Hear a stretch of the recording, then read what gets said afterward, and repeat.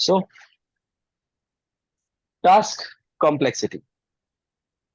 As complexity of goal increases, individual will need more strategies for achieving the goals. Obviously बात है, जैसे task बढ़ता जाएगा, खतरनाक होता जाएगा, मुश्किल होता जाएगा, आपको और ज्यादा स्ट्रेटेजीज चाहिए होंगी गोल अचीव करने के लिए. As such, personal trainer can collaborate with clients to establish both process goals and performance goals, also called product goal. Process goals जो छोटे goals हैं, performance goal जो आपके बड़े goal, जो आपको क्या करना है आपके अचीव. सर आपकी स्क्रीन ब्लर हो गई. Screen is blurred. Okay, it's good now. So आपके जो प्रोसेस गोल्स हैं, जो आपके परफॉर्मेंस गोल्स हैं, उनको अटेन करने में अलग अलग स्ट्रेटेजीज बनानी पड़ती है, एस्टेब्लिश करने में अलग अलग स्ट्रेटेजीज बनानी पड़ती है. जैसे जैसे कॉम्प्लेक्स होता जाता है वैसे वैसे नई नई स्ट्रेटेजीज को लाना पड़ता है. Easy PG. डिफिकल्ट टास्क जो हो जाते हैं उनको, हाँ, जैसे एस की पढ़ाई करने के लिए आपको पढ़ना पड़ रहा है क्लास के लिए. अगर यही आपका सिर्फ एक घर का एग्जाम होता जिसके अंदर सिर्फ आपको 10 पुशअप दिखाने होते जो सो इजी था, तो उसके बारे में आप सोचते भी नहीं. तो जितना कॉम्प्लेक्स टास्क उतना ज्यादा आपके एफर्ट्स उसके. Easy. Smart goals. Clients often express fairly general exercise related goals, such as wanting to get in better shape or lose some weight. The personal trainer should help the client define the goals in more specific and measurable terms so that the progress can evaluate it. Effective goals are commonly said SMART goals, which means they are easy. Yes, sir. Specific, measurable, attainable, relevant, time bound. Specific हो goal. Easy. Goals must be clear and unambiguous, stating precisely that should be accomplished. ये समझ में आया? Yes. मैं बताऊं sir. Goal should be specific ना, एकदम clear होना चाहिए और पता होना चाहिए एग्जैक्टली क्या चीज अचीव करनी है, राइट? तो स्पेसिफिक का, इसके अंदर स्पेसिफिक का मतलब ये है कि अगर आप कोई गोल सेट करते हो, उसके अंदर कोई भी एक्सरसाइज आप रखते हो, तो वो उस गोल से रिलेटेड स्पेसिफिक एक्सरसाइज होनी चाहिए, ना कि हम कुछ भी डाल दें उसके अंदर गोल के लिए. वो उससे रिलेट ही होना चाहिए, उस गोल के टूवर्ड्स ही काम करना चाहिए, वो स्पेसिफिक हो गया. सो अनबिगवाइज का मतलब ये नहीं. स्पष्ट. क्लियरिटी. क्लियरिटी स्पष्ट. Clear. Must be clear and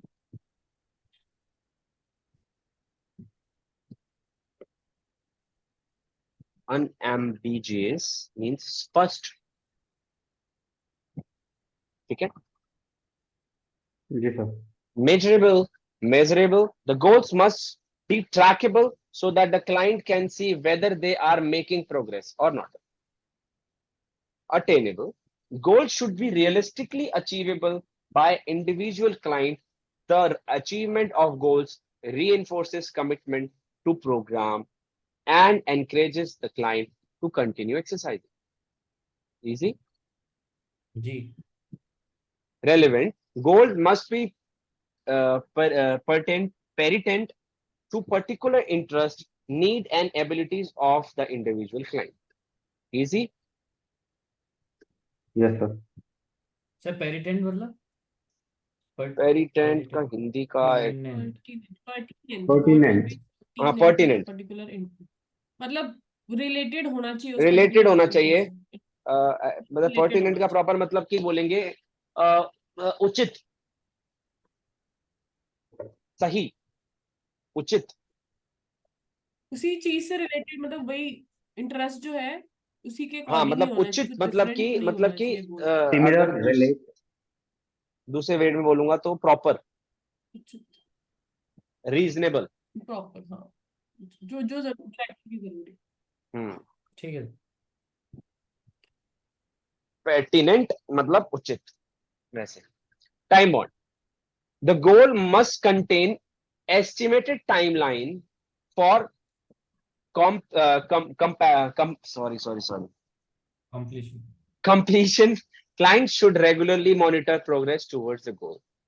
मतलब कि एक टाइमलाइन होनी चाहिए कि जब तक कंप्लीशन होगा उसका और कब तक आप उसको फिनिश करेंगे, और client should regularly monitor the progress towards the goal, कितना प्रोग्रेस हुआ है वो मॉनिटर होनी चाहिए।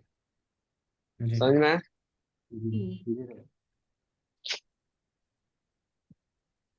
अब वो क्या बोलते हैं, आर्यन पढ़ना। The personal trainer should err. the personal trainer should err on the conservative side of goal setting in terms of what might be realistically achieved by the client, particularly in the early stage of the behavior change process. Lofty goals feel good and sound inspirational, but the Mhm. client are soon disappointed when the progress is slow. Yep. Fitness indicator that may demonstrate change include those listed in table 4. These indicators may be incorporated into SMART goals depending upon the client specific interest. Lofty मतलब पता क्या होता है? Lofty नहीं। goals feel good. So, lofty as in Achievable, नहीं, achievable नहीं. I mean easy. एक बार इसमें क्या बोल रहा है? Lofty goals feels good. Lofty goal आपको सुनने में अच्छे लगते हैं, साउंड इंस्पिरेशन देते हैं, बट हाँ पर क्लाइंट होते नहीं है, लास्ट slow में हो जाता है। क्लास में सोली उसके साथ उससे डिसअपॉइंट हो जाता है। हम्म, तो इसका मतलब क्या हुआ कि जो बड़ा गोल चला आपके, के हाँ, जो गोल आपके पहुंच से बाहर है, जो आपके गोल ऐसे उचित नहीं है, मतलब आपके बहुत हाई गोल होंगे, या फिर जैसे बहुत ज्यादा अनअप्रोप्रिएट गोल्स, मतलब जो आपको बहुत ज्यादा हाई बोलेंगे वैसे, जो कम बहुत टाइम हाई में कोई अप्रोच, चीज अचीव करने वाला, जैसे हम unapproachable, that I want to be a Tata Ambani in 2 days, hmm, to be a Tata Ambani in 2 days, मैं टाटा वाला बन जाऊं या अंबानी बन जाऊं सिर्फ 2 दिन। तो this kind kind of of Lofty goal. Unrealistic भी कह सकते हैं। मैं वही बोला, हाँ, अनरियलिस्टिक Unrealistic बोलेंगे, ऑब्वियस सी बात है, जब वो बहुत ज्यादा हाई होगा अनरीचेबल होगा। तो पर्सनल ट्रेनर आपको जो कंजर्वेटिव साइड में जो goal setting term, excuse me, so be realistic, सबसे मेन बात, बी रियलिस्टिक का मतलब आपको समझ में आया कि यस सर। सो ऑब्वियस सी बात, ऐसे ऐसे बिहेवियर चेंज प्रोसेस तभी रहेगा। आप पहली बात तो लॉफ्टी गोल्स ना रखें, जो आपको शुरू शुरू में तो बहुत ज्यादा आपको कहेंगे हो सकता है, पर बाद में आपको डिसअपॉइंट करेंगे, जो आपकी प्रोग्रेस स्लो करेंगे। Fitness indicators that may demonstrate change include those list, अभी टेबल पॉइंट 4.4 पढ़ेंगे, उसके अंदर लिस्टेड है। दीज इंडिकेटर्स में इनकॉर्पोरेटेड इनटू स्मार्ट गोल्स, ये स्मार्ट गोल में इनकॉर्पोरेटेड होने चाहिए, depending upon client specific interest, client के स्पेसिफिक इंटरेस्ट के साथ। आगे The personal trainer should be sure to include process goal as well as performance goal. A process goal is something a client does, such as completing a certain number of workouts per week. A performance goal is something achieved like weight loss or a resistant lifting on a strength training machine. तो इसका मतलब क्या हुआ? Process गोल क्या हुआ? Short term goals, और performance गोल कौन से हुए? Long term. लॉन्ग टर्म जिसमें वेट लॉस यहाँ तक समझ में आया जो आपने पढ़ा? जी। ठीक है, आगे। Clients often reach process goals before noticeable changes occur in terms of weight loss or improved performance and should be reminded for the importance of these success. More suggestions for setting goals are present in table 4.5. आगे आगे table ये आगे था क्या क्या बोलूं? 4.5 के अंदर आपको दिया हुआ है, बस खत्म कहानी, अब आगे बढ़ते हैं। तो अभी क्या बोल रहे हैं? Fitness indicators for a smart goals, emotional health indicator. ठीक है मोना, आज सही है, पढ़ सकती है? हाँ बिल्कुल। हाँ, तो अभी पढ़ते हैं फिटनेस इंडिकेटर्स। पहला Fitness indicator, emotional health indicators, notes for goal setting. Client may have measurable improvements in mood, energy level, and sleep quality, and fewer feelings of stress and irritability following exercise. समझ में आया हाँ। कि जैसे emotional हाँ। Client जो health indicator जो है वो बता रहा है कि क्लाइंट में have measurable improvements in mood, energy level high है कम है, स्लीप क्वालिटी जैसे सागर की आज कम है तो आज सागर की बत्ती गुल है। तो इसी बात पे फ्यूअर फीलिंग्स ऑफ स्ट्रेस, आपके स्ट्रेस की जो क्या फीलिंग चल रही है, या आपके इरिटेबिलिटी फॉलोइंग एक्सरसाइज, यार मेरे को ये नहीं करनी, मेरे को अजीब लग रहा है, मेरा मन नहीं कर रहा है ना, तो दिस समथिंग। कोई भी एक्सरसाइज करने के लिए आपको मन ही नहीं करेगा, बिकॉज आपको ऑलरेडी इमोशनली आप energy yes, level. Resting out. resting heart rate. Many personal trainers have their clients measure resting heart rate either first thing in the morning or before falling asleep at night. Clients new to exercise often experience a decrease in resting heart rate after a few months of exercise. समझ में आया easy? हाँ, जी heart resting rate heart rate during the नहीं समझ में आया, इनको रुक जा। नहीं आया क्या? अच्छा, सर, रेस्टिंग हार्ट रेट तो ये वो इसमें पहले मुझे जैसे उसका जी था, छोटा सा जी था, उसका समझ में आया, वो बड़ा जी नहीं था। तो many personal trainers have their client like major, जो मेनी पर्सनल ट्रेनर है वो अपने क्लाइंट को रेस्टिंग हार्ट रेट मेजर करने के लिए बोलते हैं। इधर first thing in the morning, जब वो सुबह उठते हैं तो तब बोलते हैं, या फिर वो सोने जा रहे हैं तब बोलते हैं। तो क्लाइंट न्यू जी exercise often experience decrease in resting heart rate. जैसे जैसे जो जो क्लाइंट ऑब्वियस, देखो हार्ट रेट तुम्हारी कब बड़ी होती है, जब तुम्हारे हाइपरटेंशन हो तुम्हारी बॉडी, तो रेस्टिंग हार्ट रेट से क्या होता है, तुम्हें पता लग जाता है उसकी रेस्टिंग हार्ट रेट बढ़ रही है या कम हो रही है। अगर उसकी रेस्टिंग हार्ट रेट शुरू शुरू में उसकी कम हो रही है तो ऑब्वियस ही बात है उसकी फिटनेस लेवल इंक्रीज हो रही है। समझ में आया? क्योंकि जितना आपका रेस्टिंग हार्ट रेट नॉर्मल होगा, एक जैसे सपोज करते हैं एक आदमी को, मतलब वैसे हाँ, अगर मैं बोलूंगा आउट ऑफ ए स्कोर्स, एक आदमी की नॉर्मल हार्ट बीट 50 से 60 होनी चाहिए, मतलब 50 to 60, आदमी और औरत में तो दोनों की 50 to 60 बोलता हूँ। बट वैसे अगर एज के हिसाब से एक औरत की हार्ट बीट, ये क्योंकि सबके लिए देखा जाता है, नॉर्मल जनसंख्या के लिए, तो एक आदमी की जो जो हार्ट बीट है वो बोली जाती है 60 to 80, और एक लेडी की बोली जाती है कुछ 70 टू अपना 90 के आसपास के हिसाब से। मतलब इसमें क्या स्पेसिफिक नंबर्स हैं वो एक बार देखने पड़ेंगे, बट हाँ, हाँ मतलब कुछ ऐसा ही है कि 60 to 100 नॉर्मल लेके जाती है। बट एक सपोज करते हैं, कभी आपने कार्डियो करा है, मतलब कार्डियो नॉर्मल किसी के पास हार्ट बीट काउंटर है? आपको जी आप सपोज करो, आप आप जब 100 हार्ट बीट से 120, तो आपकी नॉर्मल जब आप कार्डियो कर रहे हो तो तब आती है। आपकी टॉप हाईएस्ट हार्ट बीट कितनी होती है, जो जो आपका मैक्सिमम हार्ट रेट है, किसी को पता है? 220 220 तक। 220 बता, ठीक है, मैंने बताया था वैसे। तो 2 220 जी 222 का क्या चक्कर है? 220। तेरे को 2 220 एक्स्ट्रा मिली थी। ठीक है, मतलब है किसी की 222 भी हो सकती है मोना, कोई दिक्कत नहीं है कि किसी की 2 कम भी हो सकते हैं, मतलब ज्यादातर एक नहीं अप्रोक्स नहीं मानते हैं नहीं, 220 मैं तो इज कुछ अ और कह रही थी। ओके। तो 220 मानी जाती है जब आप पैदा होते हैं, हाँ, जब आप पैदा होते हैं 220 मानी जाती है। जैसे जैसे आप एक साल अपना बड़ा करते हैं, आपकी उम्र जैसे आप 1 साल की हुए, फिर आप 2 साल की हुए तो 219 हो जाती है, फिर आप 3 साल की हुए तो 218 हो जाती है। हर साल आपकी एक मैक्सिमम हार्ट रेट कम होती जाती है। इसको, इस फिगर को आप चेंज नहीं कर सकते, ये नेचुरल है, ये बॉडी ऐसी है।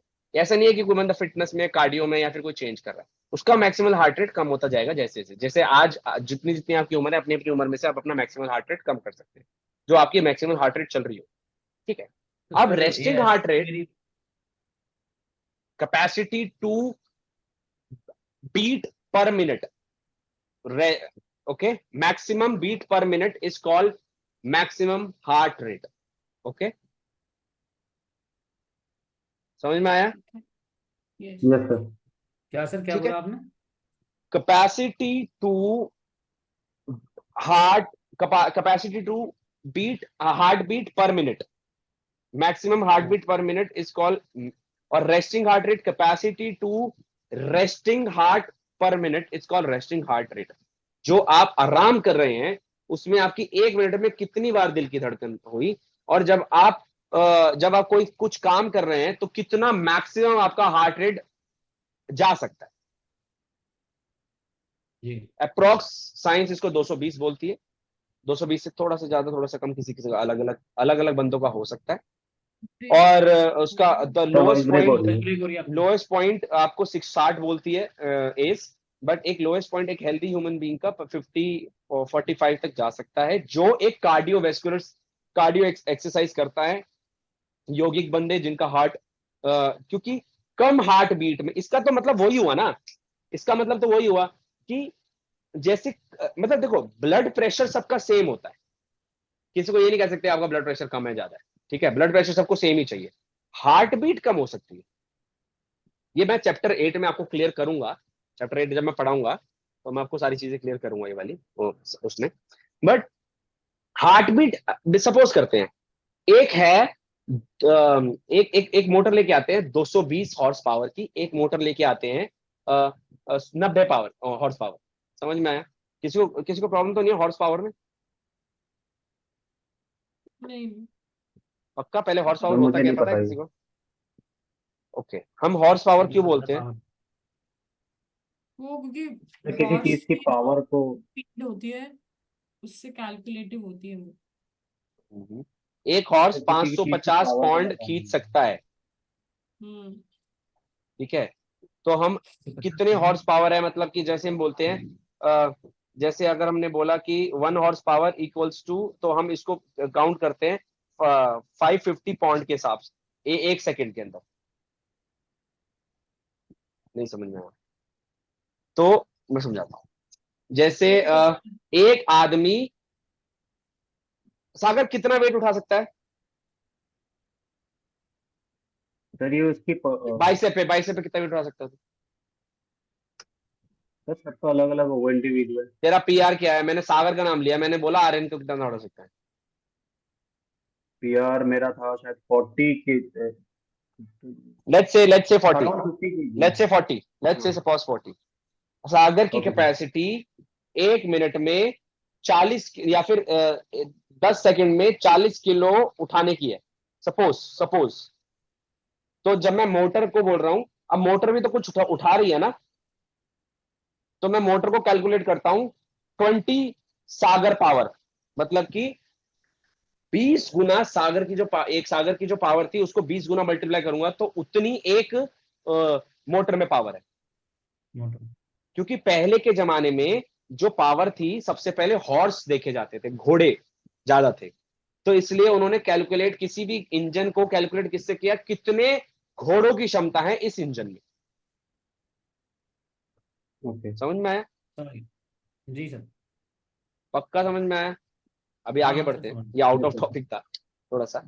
तो अब एक मोटर की 220 हॉर्स पावर है, सपोज, समझ में आया ये वाली बात आपकी? जी। 220 हॉर्स पावर है, मैक्सिमम 220 हॉर्स पावर, मतलब एक मोटर 220 तक जा सकती है, ठीक है? अरे एक मोटर की मतलब दो मोटर ले लो, एक दोनों मोटर 220 हॉर्स पावर की, एक मोटर 10 साल पुरानी है, एक मोटर नहीं है, कौन सी मोटर ज्यादा पानी खींचेगी? नई वाली। नई वाली मोटर ज्यादा पानी खींचेगी। ऐसा क्यों? क्योंकि सर वो उसकी जो मशीन है, जो उसकी पावर है, वो सस्टेन अभी बिल्कुल स्टार्ट हुई है, तो वो ज्यादा से ज्यादा पुश कर सकती है। जो क्योंकि 10 साल उसकी पुरानी है उसका। उसकी जो प्रेशर, जो पानी का प्रेशर, जैसे जैसे हम किसी पानी को सक करते हैं, सक करने वाली बोतल होती है, पानी जी। को जैसे हम यस एक सर। स्ट्रॉ लेते हैं, हम स्ट्रॉ में से जूस पीते हैं, तो हमें, क्या हम जूस को खींच सकते हैं बहुत कम सक्शन पावर से? जितना सक्शन नहीं। पावर, जितना खींचने में ताकत लगेगी वो ही लगेगी, चाहे हम उसको धीरे खींचे तो नहीं जाएगा, ज्यादा खींचे तो ज्यादा आएगा, जल्दी आएगा, ऐसा होता है, यस सर। ऐसा ही होता हमें है। इक्वली लगाना पड़ता है ना उसमें। हमें नहीं नहीं, हम इक्वल लगाएं कम लगाएं, जितना हम लगाएंगे उतना हमें हमें वो रिजल्ट मिलेगा, हमें कोई मतलब नहीं है ज्यादा खींचना जल्दी खींचना, पर हम जितना प्रेशर पानी को खींचने में चाहिए होगा या जूस को खींचने में चाहिए होगा उतना ही तो लगाओगे, यस सर। है ना? अब यही चीज आपका मुंह मोटर मानते हैं, और मोटर को नीचे से पानी निकालना है, तो जितना पानी निकालने में प्रेशर लगेगा उतना तो लगेगा ही ना। Yes sir. अब उस पानी के प्रेशर को बोलेंगे ब्लड प्रेशर। समझ में आया? जी सर। इजी था, हम्म, है ना। उस पानी के प्रेशर को बोलेंगे ब्लड प्रेशर, कि कितना हमें उसका हाई ब्लड प्रेशर है या लो ब्लड प्रेशर है, मतलब बहुत ज्यादा तेजी से प्रेशर आ रहा है या फिर धीरे प्रेशर आ रहा है। अगर चाहे आप एथलीट हो चाहे आप नॉर्मल मैन हो, पानी का प्रेशर तो उतना ही रहना चाहिए ना, जो नॉर्मल रेंज है ना। जी हार्ट Yes, बीट sir. कम ज्यादा हो सकती है, कैसे?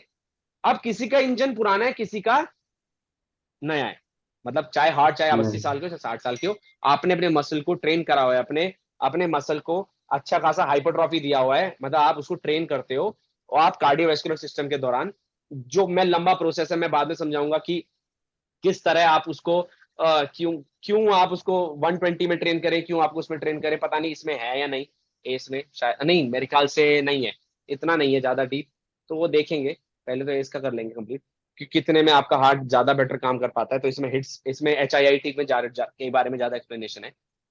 बट जैसे ही आप उसको जैसे ही किसी का इंजन नया है, तो वो 40 बीट के अंदर ही उतना प्रेशर क्रिएट कर रहा है, और किसी का इंजन पुराना है तो उसको 100 बार धड़कना पड़ रहा है, जो जी 100 बार धड़केगा इसका मतलब बीमार है ना। हाँ, yes, sir. बट एस एक नॉर्मल पॉपुलेशन को लेके चलता है, जो कहता है गर्ल्स का ज्यादा बीट पर मिनट होता है और बॉयज का थोड़ा कम होता है। बॉयज का स्टार्ट ही होता है 60 से 70, पता नहीं कितना, और गर्ल्स का स्टार्ट होता है मतलब 60 से 100 के बीच में रहता है दोनों, और 60 से 100 के बीच में रहता है, मतलब किसी बंदे का सोचो 100 रह रहा है, और तो भैया वो तो लेटे लेटे कार्डियो कर रहा है, समझ गए? हम्म, कितना काम कर रहा है सोचो, खून उतना ही चल रहा है, और हार्ट कैसे काम कर रहा है, धधक धधक धधक धधक धधक धधक, तो सोचो कितना काम करना पड़ रहा होगा। तो कितना जब काम करना पड़ेगा तो ऑब्वियस सी बात है कि वो हार्ट फेलियर के चांसेस बढ़ जाते हैं। मसल ज्यादा इतनी स्ट्रांग नहीं है, इतनी स्ट्रांग नहीं है, तो हल्के से झटके में ही आपको हार्ट अटैक आ जाएगा, क्योंकि मसल फेलियर बहुत सारी चीजें हो सकती है ना। एक बहुत छोटा एक्सप्लेनेशन दे रहा हूँ, जब हम हार्ट वाले चैप्टर में जाएंगे तो बहुत अच्छा एक्सप्लेनेशन देंगे। Sorry for out of contest for today, but आप मजा आएगा, मतलब मैंने इसलिए दिया क्योंकि ये ऐसी बहुत सारी मिलती जुलती बातें आएंगी, HR, MHR, MHR, RHR, सो आपको थोड़ी कंफ्यूजन ना हो, तो इसलिए मैंने थोड़ा सा एक्सप्लेन किया, आपको लगभग थोड़ा समझ में आया। जी Yes, sir. सारे हार्ट तो रेट चेक कर। किसी का हार्ट रेट, अगर जैसे मैं बैठा हूं अभी आराम से बैठ के बात कर रहा हूँ, तो मेरा 50 मतलब 59-60 के आसपास है, तो अच्छी बात है। अगर मेरा इसी बैठे बैठे भी 100 चल रहा है, इसका मतलब मैं हाइपर टेंशन में हूँ, क्योंकि हार्ट रेट तो तेज तभी है ना, या तो हार्ट कमजोर है, या फिर माइंड बहुत ज्यादा प्रेशर महसूस कर रहा है, क्योंकि शरीर का काम क्या है कि जैसे हम प्रेशर महसूस करते हैं, इसका मतलब या तो हमें भागना है या हमें दौड़ना है, तो भागना दौड़ना मतलब कॉर्टिसोल हाई है, तो मतलब जैसे ये वाली कंडीशन आती है, तो आपका हार्ट तेज धड़कने लग जाता है, तो तेज धड़कने लग जाता है, तो इसका मतलब आप सारा दिन हाइपर टेंशन में हो, सारा दिन सोच रहे हो सोच रहे हो सोच रहे हो सोच रहे हो सोच रहे हो, और सारा दिन दिक्कत रहती है, तो आपका हार्ट भी बहुत तेज तेज तेज तेज तेज चलता है, और जब ज्यादा तेज तेज तेज तेज तेज चलता है ना, तो हार्ट उसको कमजोरी आनी चालू हो जाती है, इसलिए और लोग ये बेहोश भी हो चीज जाते हैं, एक्सरसाइज होगी तो इसलिए ज्यादा हार्ट रेट लोग अगर टेंशन लेते एक्सरसाइज से हैं, बढ़ती है। इसलिए लोग ज्यादा वो लेते हैं, तो इसलिए लोगों को प्रॉब्लम भी हो सकती है। हाँ जी, हाँ जी, तो बताइए। ज्यादातर जो लोग, हाँ बताओ, बात नहीं सुना। सर एक्सरसाइज करने से हार्ट रेट जो बढ़ती है उसका क्या? देखो एक्सरसाइज आप कर रहे हो बच्चे, तो शरीर कह रहा है ना कि हमें खून ज्यादा चाहिए, खून प्रेशर ज्यादा चाहिए, प्रेशर ज्यादा, खून चाहिए, ऑक्सीजन ज्यादा चाहिए, है ना।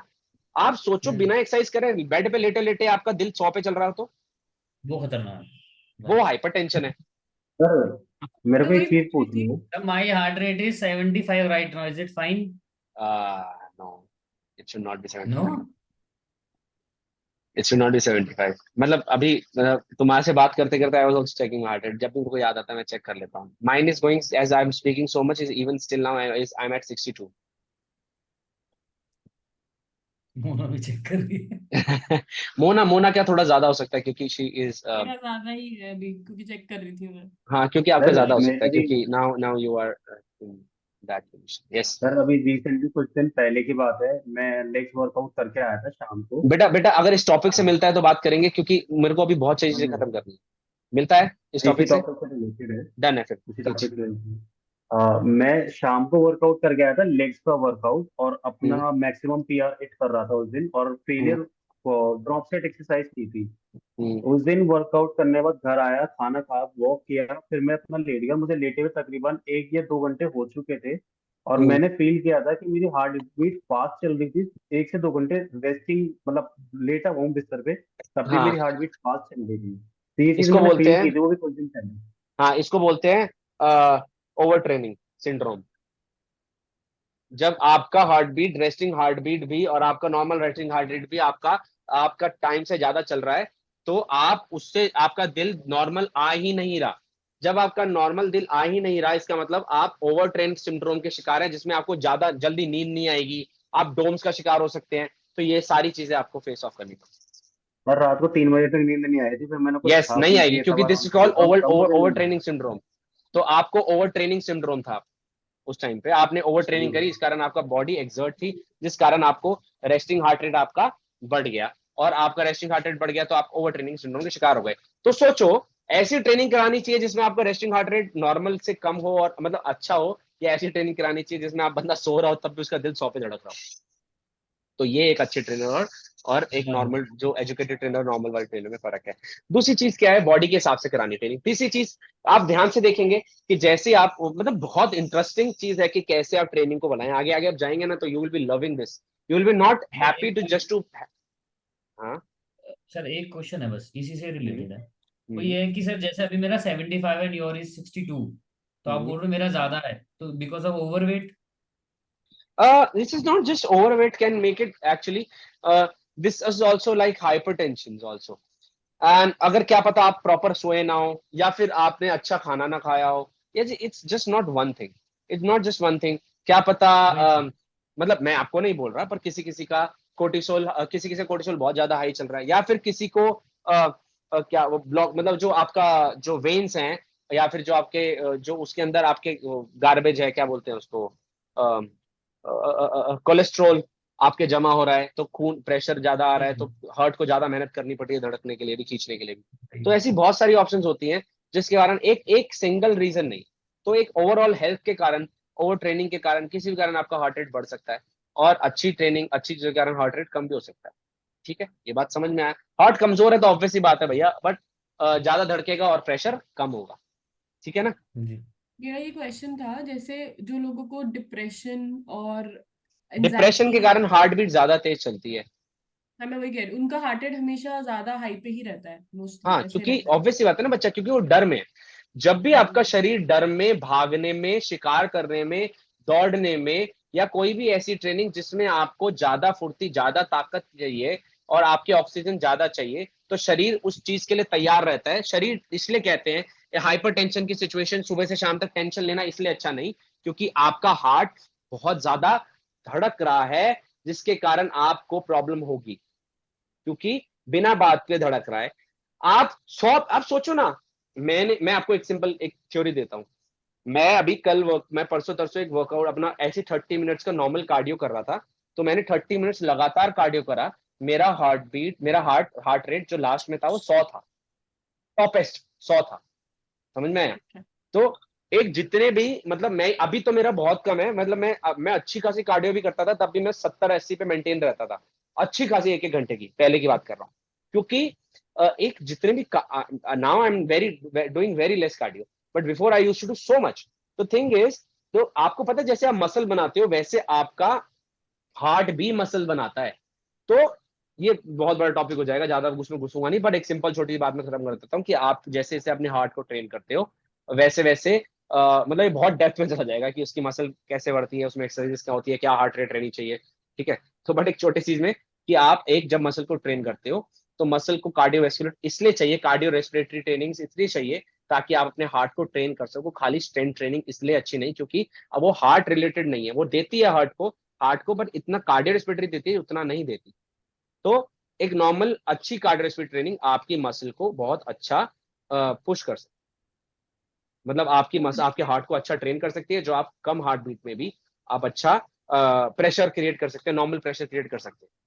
तो रेस्टिंग हार्ट रेट जैसे जैसे आप अच्छी एक्सरसाइज करते जाएंगे, अच्छी डाइट करते जाएंगे, आपका नॉर्मल रेस्टिंग हार्ट रेट कम होता जाएगा।